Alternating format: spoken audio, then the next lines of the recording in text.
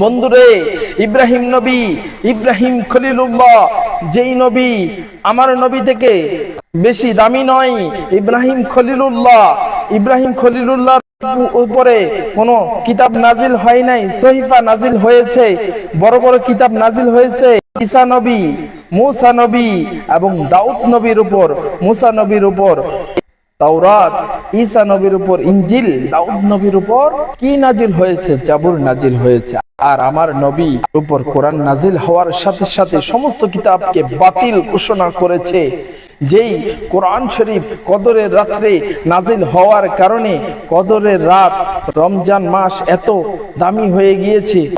আমার নবী পৃথিবীতে যদি না আসতেন, আল্লাহ পাক কোরআন পাঠাতেন না, আমার নবীকে যদি পৃথিবীতে না পাঠাতেন, তাহলে রমজানের রোজা ফরজ করতেন না। আর রমজানের রোজা মাসে যেই কোরআনকে নাজিল করেছেন, ওই কোরআন নাজিল হতো না। আসসালামু আলাইকুম রহমতুল্লাহি ওয়া বারাকাতুহু। তো আমাকে একজন প্রশ্ন করেছে, ঈদ হলো মাত্র দুইটা, ঈদুল ফিতর, ঈদুল আদহা। আচ্ছা, আমি যদি আপনাকে কোরআনের এবং কোরআনের আরবি দলিল দেই, হাদিসের আরবি দলিল দেই, আপনি কি বুঝবেন? সবাই কি পড়ালেখা করছে? সবাই কি কোরআন পড়তে পারে? সবাই কি অর্থ জানে? সবাই তো জানে না। আমি যদি তাকে কোরআন আমি বুঝাই, সে তো অর্থ জানে না। যেমন কেউ যদি ভাত খেয়ে থাকে আর ভাতের সাথে লবণ ছাড়া যদি খেয়ে থাকে, তাহলে সে বুঝবে লবণ ছাড়া স্বাদ লাগে না। আর যদি সে লবণ দিয়ে খেয়ে থাকে, তখন বুঝে লবণ দিয়ে কেমন লাগে এবং লবণ ছাড়া খেলে কেমন লাগে। আর কেউ যদি পড়ালেখা জানে না, মানে কোরআন শরীফ পড়তে জানে না, কোরআনের অর্থ জানে না, আমি যদি তার সামনে যদি কোরআন তেলাওয়াত করি, সে কি বুঝবে?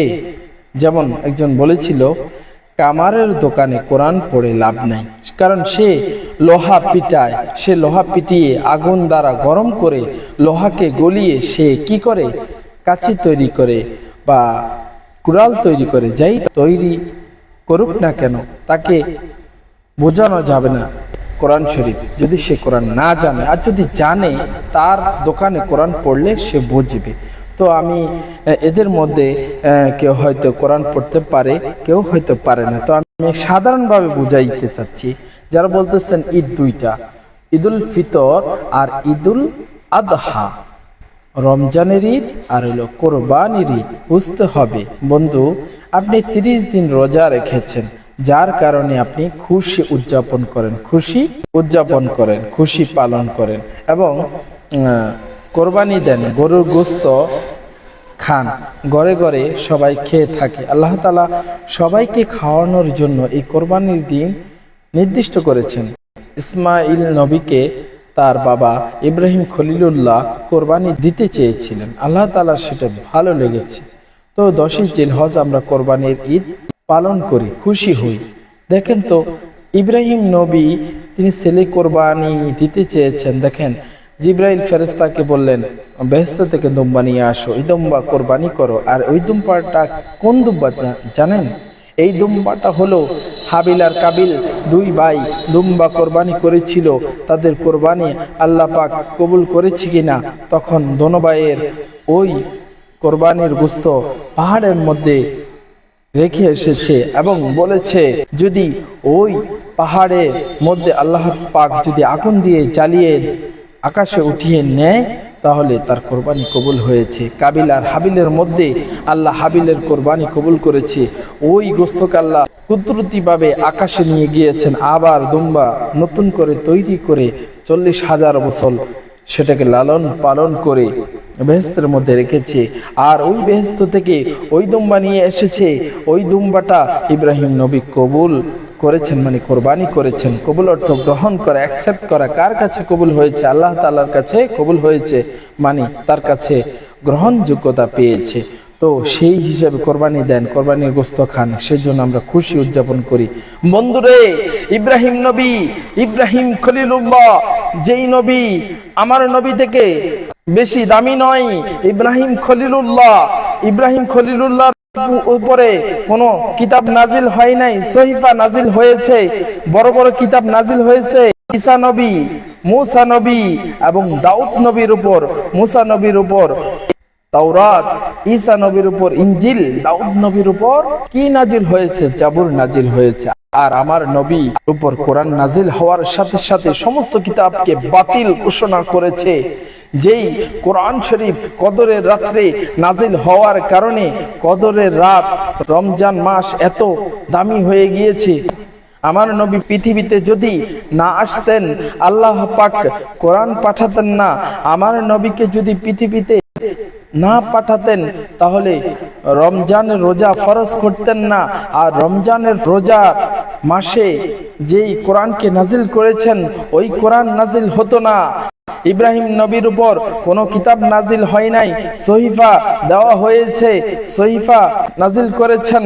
সহিফা হলো ছোট আর কিতাব হলো বড়। আসমানি কিতাব 104 খানা, বড় বড় 4 খানা, আর 100 খানা হলো ছোট সহিফা।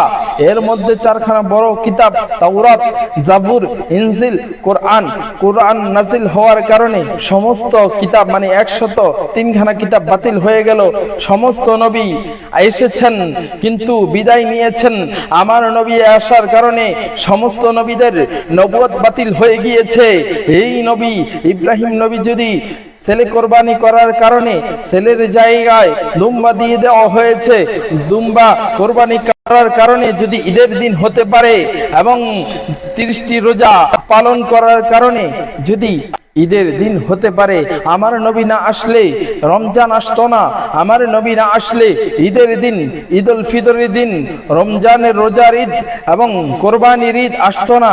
কারণ আমার নবীকে সৃষ্টি না করলে ইব্রাহিম নবীকে সৃষ্টি করতো না। দেখেন, আমার নবী আসার কারণে ইব্রাহিম নবীর উপর যেই সহিফা, মুসা, ঈসা, দাউদ নবীর উপর যে কিতাব নাজিল হয়েছে, সেই কিতাবকে আল্লাহ তাআলা বাতিল ঘোষণা করলেন। আল্লাহ তাআলা এই কিতাবের শরীয়ত কি করে দিয়েছেন? বাতিল করে দিয়েছেন। কিভাবে? আদম নবীর সময় সন্তান কম ছিল, মানুষ কম ছিল, সেই জন্য ভাই বোন বিবাহ জায়েজ ছিল। আমার নবীর সময়ে ভাই বোন মানে মানুষ বেশি হয়ে গিয়েছে, সেই শরীয়ত তার রাখার দরকার নাই। এই জন্য পূর্বের শরীয়ত বাতিল করে নতুন শরীয়ত কোরআন নাজিল করে। আমার আল্লাহ বলেছেন, হুররিমাত আলাইকুম উম্মাহাতুকুম ওয়া বানাতুকুম, আমি তোমাদের জন্য হারাম করেছি তোমার মাকে বিবাহ করার জন্য, তোমার ফুফুকে, তোমার খালাকে, তোমার নিজের বোনকে, তোমার ভাইয়ের কন্যাকে, তোমার দুধ মাতাকে।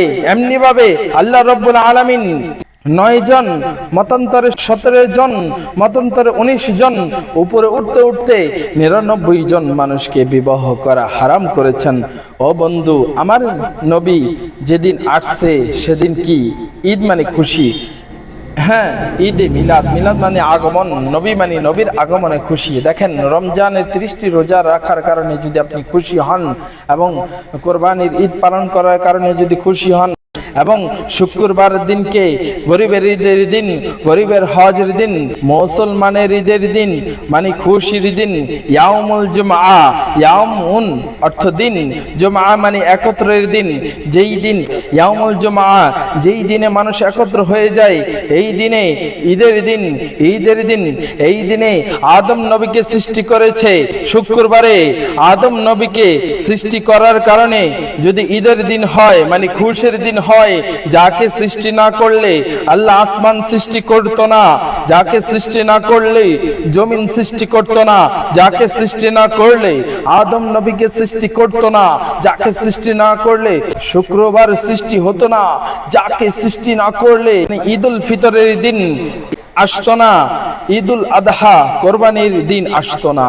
তাহলে ওই নবীকে যেই দিন দুনিয়ায় পাঠানো হয়েছে, ওই দিন সর্বশ্রেষ্ঠ ঈদ।